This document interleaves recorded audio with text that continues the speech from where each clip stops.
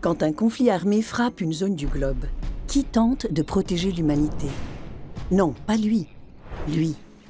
Tout commence en 1859, lorsque Henri Dunant assiste à la bataille de Solferino et décide d'agir face à ce déchaînement pour protéger ceux qui vont les soigner.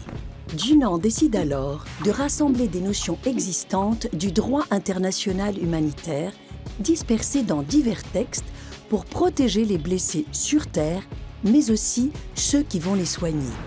La Croix-Rouge devient alors le symbole des blessés et du personnel médical. Cette fameuse Croix-Rouge naît avec les conventions de Genève successives qui posent des règles à respecter en temps de guerre. Et comme les conflits armés évoluent, notamment technologiquement, il faut souvent actualiser les conventions de Genève pour rester à la page. Démonstration. La première convention de Genève protège les soldats blessés ou malades sur Terre en temps de guerre. La deuxième convention de Genève protège les militaires blessés, malades ou naufragés en mer. Et la troisième, la dignité des prisonniers de guerre. Pourquoi ? Parce que les conflits se sont intensifiés entre-temps en mer et qu'il faut établir de nouvelles règles pour protéger les navires hôpitaux. Depuis, on a par exemple fait interdire les mines antipersonnelles en 1997. C'est simple, il faut s'adapter à l'évolution technologique. Mais pas seulement. Imaginez, la Seconde Guerre mondiale fut si violente, si choquante, que presque tous les pays du monde signèrent la 4e Convention en 1949 pour protéger les civils, et les résultats sont concrets. En rassemblant l'essentiel des règles du droit international humanitaire et fixant les règles essentielles des limites à la barbarie de la guerre, ces conventions ont sauvé des millions de vies menacées par des conflits à travers le monde.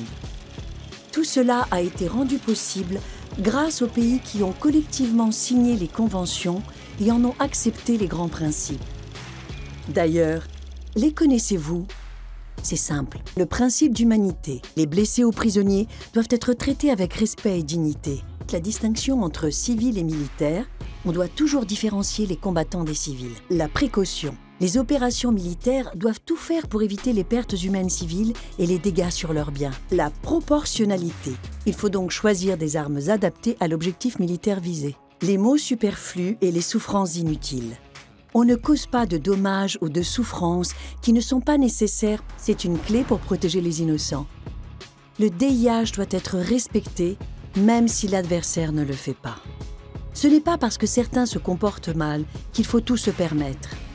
Rappeler le respect du DIH est notre mission inconditionnelle à la Croix-Rouge pour protéger l'humanité.